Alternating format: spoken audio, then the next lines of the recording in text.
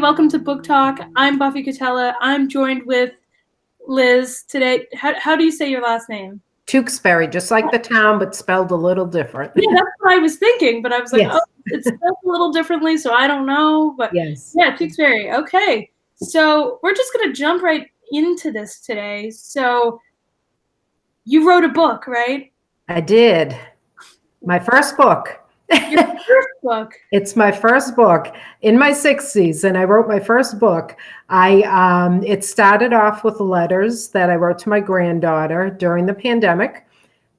She was 2 years old. She's 3 now. I started in April. My husband had a couple of surgeries. He had one in January and one in March. So the virus hit our area in Massachusetts in March that week. So the hospital was still making up rules. And unfortunately, he ended up there by himself for a week because that was the week that all the rules changed. When he came home, we quarantined. My daughter was home from college by then. So we had to quarantine because of his surgeries. He was at risk. So I started writing letters. I miss my kids. I miss my grandchildren. We saw each other through FaceTime, but we weren't able to connect physically. And that's hard for me because that's the person I am. So anyway, the baby was growing and she has a little sister that's just 1 now too. But she was just at the age, everything was fun and we used to see them a lot and I just missed her. So I wrote a letter to her, and at the time, the other thing that was happening is we were hatching chicks. I'm getting all off board here from the book, but I bought eggs. I went with my older granddaughter, who's 10 now, to buy chicks, and we were going to hatch them. And then when the pandemic hit, she was going to come spend the week of Easter and watch them hatch and take care of them and play with them. And so we bought the eggs together. She mocked them. She put them in the incubator, and then we couldn't see her after that. So she didn't get to see them. So we did all that via FaceTime. And Cohen is the other granddaughter that I wrote the books for, the letters to. She was 2. So we were FaceTime. I FaceTimed both of them, but we were FaceTiming her, and she was very, she loved it. It was just funny watching her because she was so little. So we FaceTime almost every day, all of us with the kids. And so the first letter I just wrote, because we can't see you, that I missed her. And I don't know, just basic things. We're in a time of our lives right now. You won't remember this because you're so young. And then I wrote her a little poem about the chicks because of the video that we had, the FaceTime. So that's how it started. And then my daughter-in-law called me and she was, I'm crying reading your letter. I was so moved by it. And, she loved it. So I think just the inspiration of all of it, I said, I'm just going to write a letter every week. So I started, and I put that in the letter that I would write one. And I'm still writing them today. So I'm still writing her a letter every week. So I probably have, I don't know, she's got to have 20 or 30 of them by now, but yes. Wow. Yeah. I don't know if there's that many, probably 20. Yeah. But then you were like, oh, I'm going to make, what's your mindset of, oh, I'm writing these letters. Now it's a book. You know what I mean? So then, right. When my husband was recovering, I think I was hovering over him and he said to me, these letters are funny, like they're visual. You should try to do something with them, right? So we talked about different things and he said, why don't the original thought was we were going to put a book together of the letters, almost one letter, one picture for each letter. And So anyway, I said, let me, I'll look into it. Who knows? Who knows? What else do we have to do? I had been eating. My house was spotless. I was making puzzles. I said my daughter was studying, so she was busy. So we were all kind of quarantining in our quarantine, doing our own things. And he needed to rest. So I did. I looked into publishing, and I do like working with local people. So I contacted, well, first off, the first person I contacted was my cousin, who has a lot of connections, to ask him if he knew an illustrator, because I knew that was the first thing I needed to find. And then I have another cousin who I forgot about that he connected me to, that is actually writes children's books. He's on the Cape. So I contacted him. He talked to me for about an hour and a half, and his advice was basically, don't get discouraged. It takes time, just do whatever. And I sent him the letters that I had written at that point. There was probably 4 or 5 of them. And, he thought it was a good idea. So I didn't get discouraged. He said, find an illustrator. That's the first thing. He actually illustrates the books. I think his wife writes them and he illustrates them. So we had a nice conversation, and it was good to connect with him and talk to him. And, so that was fun. Then I literally went online, and I am not a computer person. I am one that would rather handwrite anything, and I am like a dinosaur. I do not use the computer unless I have to. And now it's such a necessity because of COVID. Everyone's online. Look at this, even is new to me, and so everything was new. But I think it was more my husband, said to me, try to do something with this, just go, let's see if we can get a book together or something because of COVID, it would be like something that my granddaughter would have in her memory, because she won't remember this when she's older. So I guess, pulling something positive into everything that was going on that was so negative. So I did. I went online and I started doing some research. I contacted the umbrella company in Concord. I think they're in Concord or Acton. I think it's Concord. And I joined the group, and I told her I was looking for an illustrator. She sent me the name of probably 6 or 7 of them. And I reached out to all of them, hoping one of them wouldn't be busy. And I heard back from only one. They were all busy. And she gave me, what she said to me is, try to get a publisher. And I had done research on that, and it's thousands of dollars. And she did say to me, same thing my cousin did, don't get discouraged. It takes time. They get hundreds of children's books a day that they're reading, all of them. So I did look into a couple of publishers, and then she also said to me, look into self-publishing. A lot of people are doing that. And now with COVID, it's probably better than trying to figure everything out with a publisher, because you can't meet with anyone. So I did. I went in, and she gave me a lot of information. She said, if you want to self-publish, this is where you need to begin. And she gave me a lot of information, a lot of resources. So I started clicking, and you click on one and it leads to 10 others, which is where my complication comes in with computers. I need to focus on one thing. So long and short of it, I found out how to get an ISBN number, how to get the barcodes. I did find a couple of illustrators that I was interested in, and I sent out emails. A couple I heard back from right away, 1 or 2 right away. Another one, she replied. My subject line was always interested in whoever it was.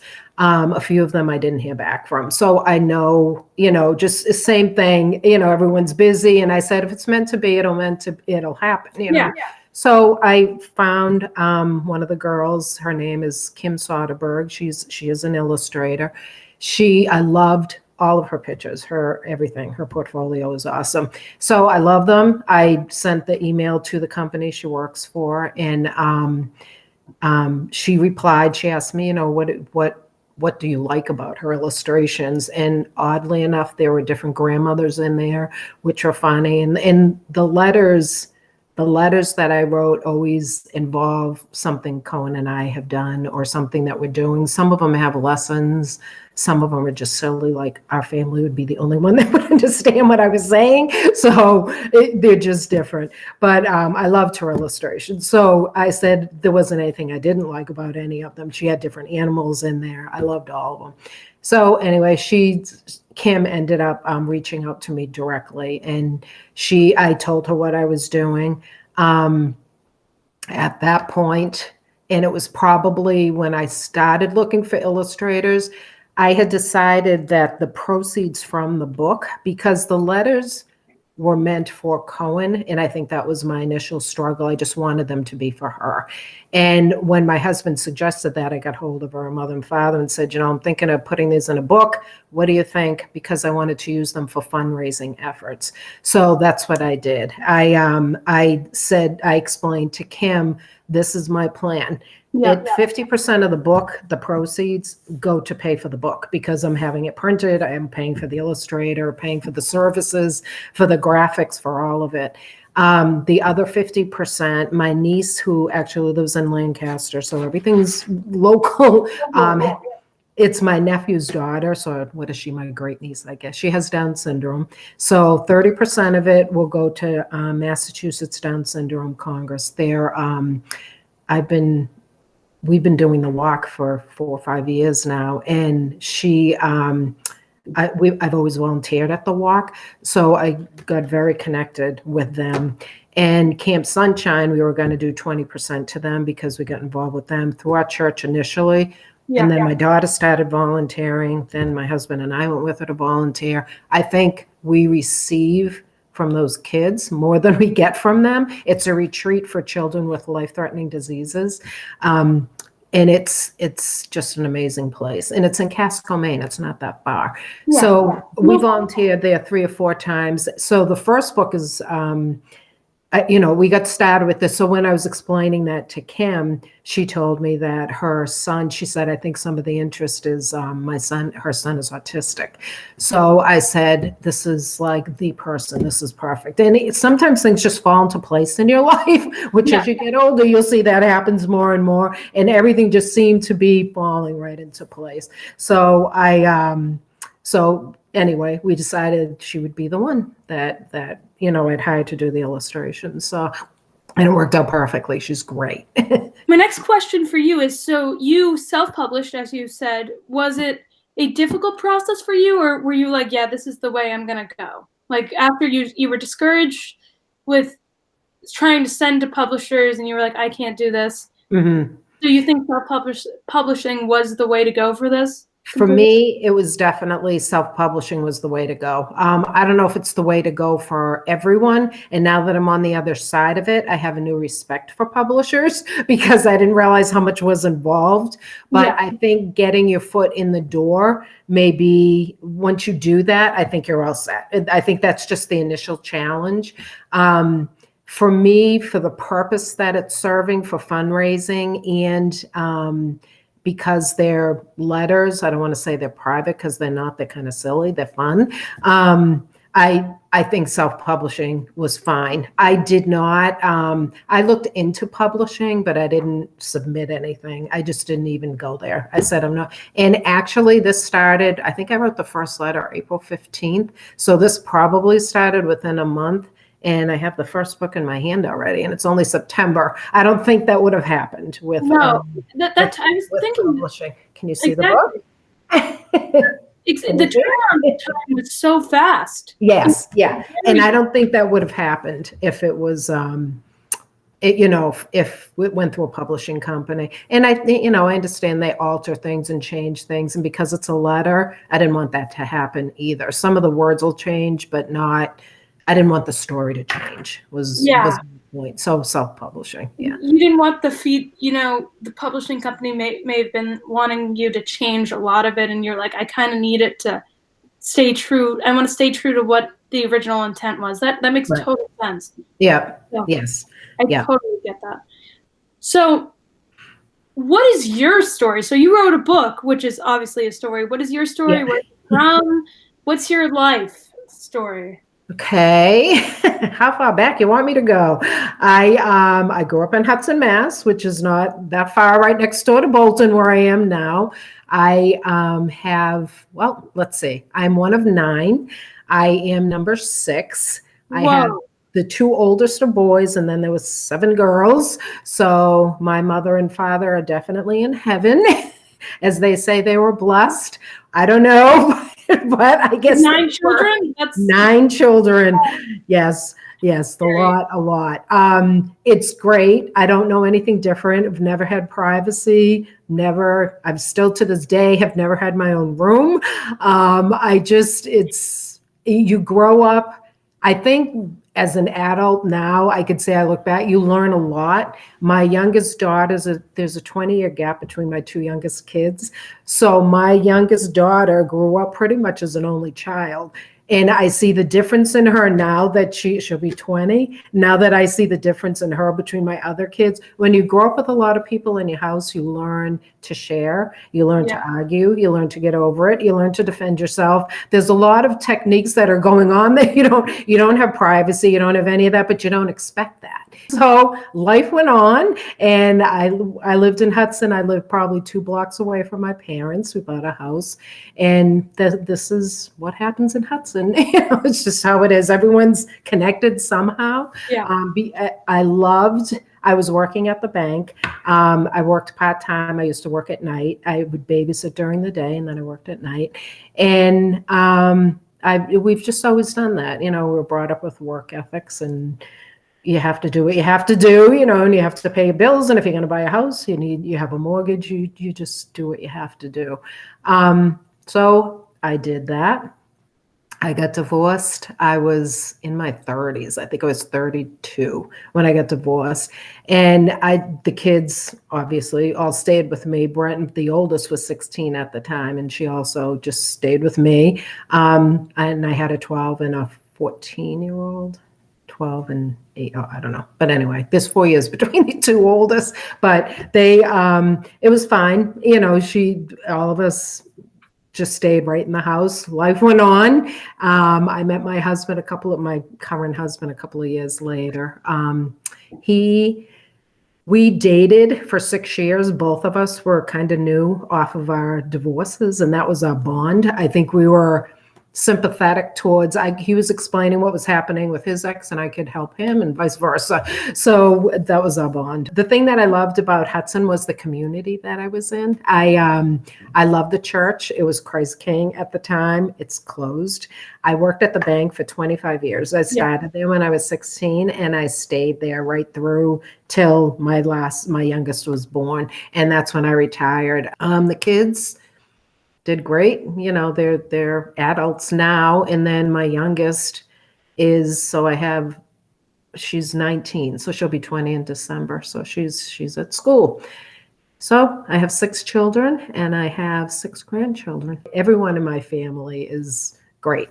I have a lot of siblings. And I think the other thing with the letters is, when you have a big family, you're exposed to so much more, because all of my siblings have children, and then their children are adults now too. They're the same age as my older kids. They're all in their 30s and 40s, and they're very, you learn from that. You learn from their experiences. You try to help each other out. There's always words to be said, I guess, but it's interesting. It's interesting. Definitely have had a full life. It seems like it. A very vast, full life. Yeah.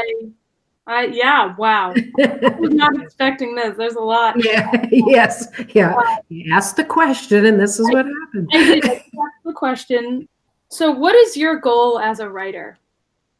So what milestone would you like to reach?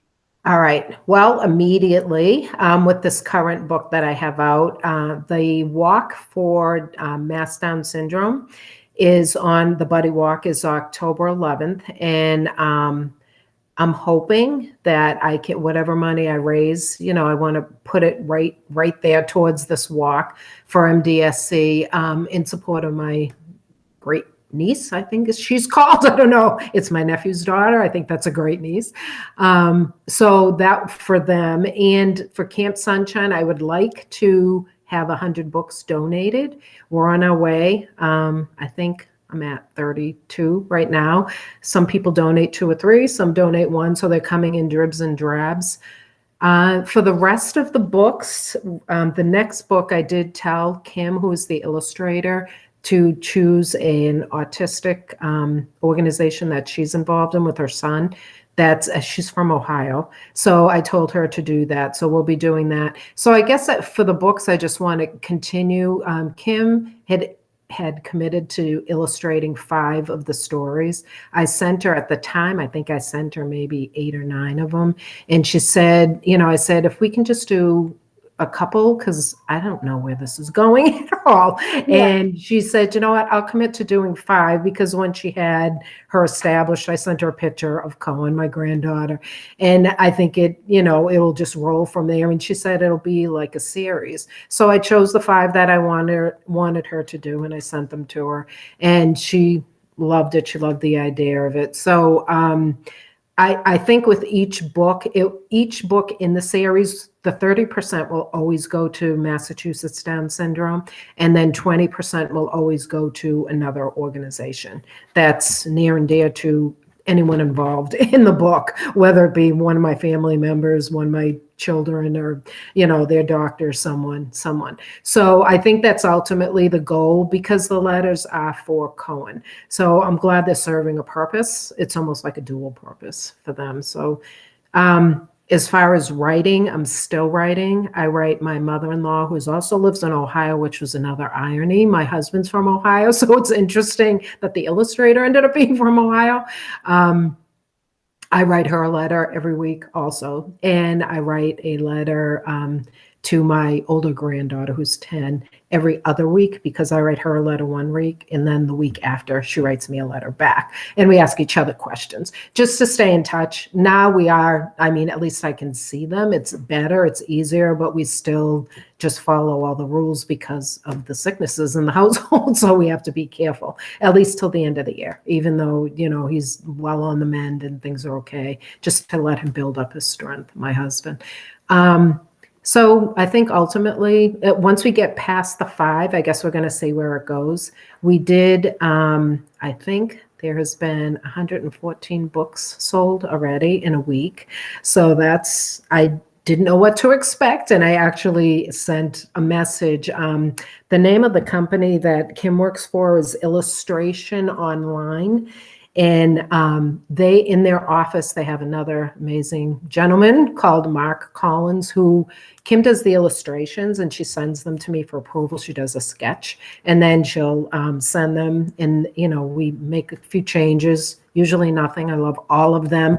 What I do is just send her, for each line of the poem, I send her 2 or 3 things that are on my mind that I would like her to illustrate. And she picks one and illustrates it. But she always does something great to it.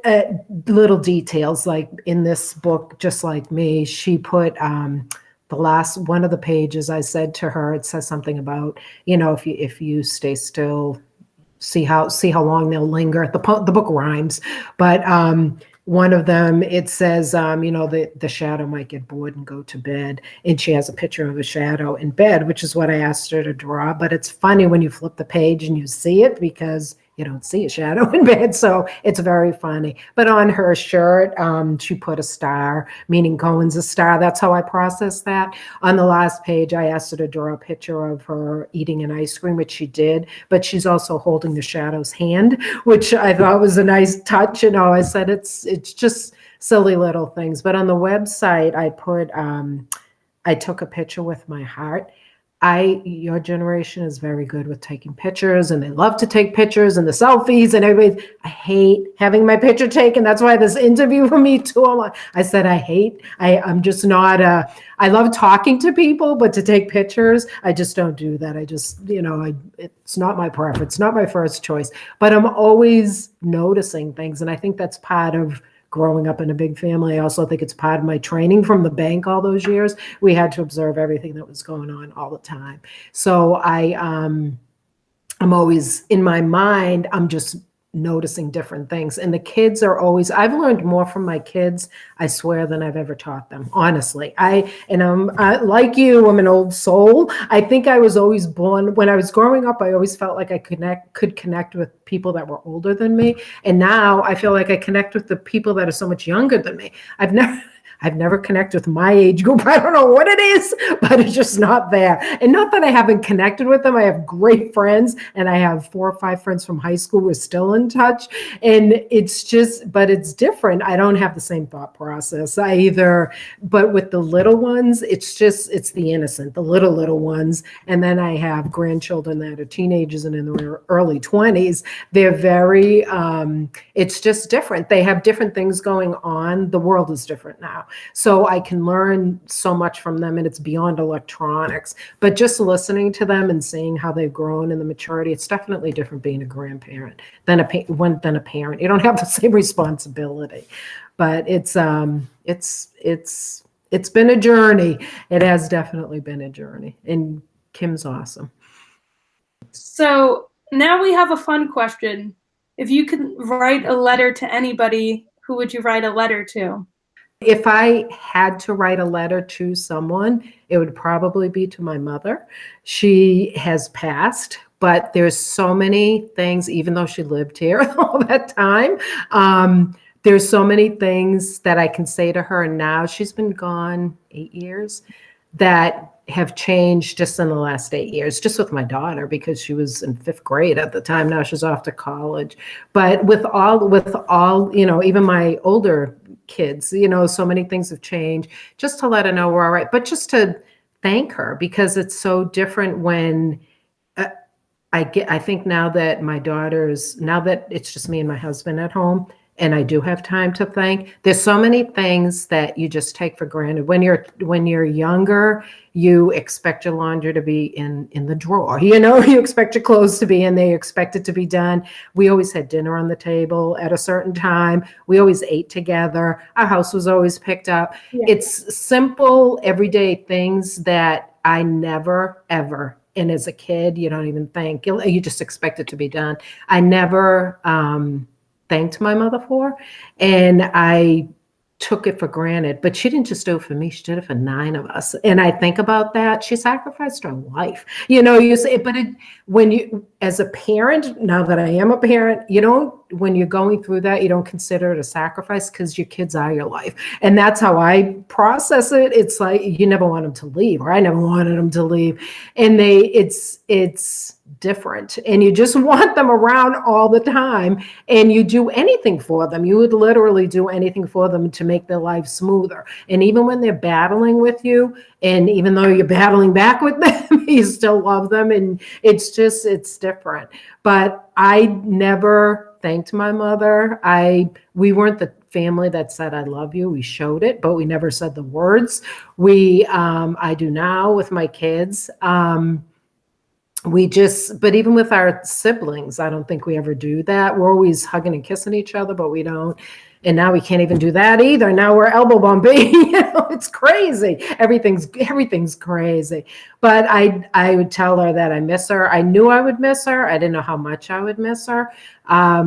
I have her journals, which I love. So I would encourage anyone to write. There's actually a couple of organizations that I did run across, and maybe because of the book, I've been getting messages that it's like, I think one of them is called The Story of a Lifetime, and you can purchase the book and put their name on it, and it asks questions, and the parent can fill it in. But it's great ancestry type thing, or anything. And if they're not able to write it in, you can write it in for them. You can ask the questions. But there's so many things. I connected with my mother. We probably didn't really have a lot of time to talk when we were growing up, because there were so many of us. But when she moved in with us, I connected with her on a different level, and caring for her was just very different. And I could never, ever, ever be sorry that I did that. I would do it again in a heartbeat, and it was the hardest thing I've ever done. All of it. It was just this combination of everything. And she was just, I looked up to her, I guess, so much more. And you know what else? I feel like she's the only person that knew me from the beginning. Like it was my mother. She was it. She carried me and she knew me from the beginning till she died. She was the one person in my life that I knew me, was consistent in my life, my whole life. And you can't, how can you replace that, And it's even when you're battling or things are wonderful. And I don't remember ever fighting with my mother. I'm sure I did. I'm sure she remembers, but I don't remember that.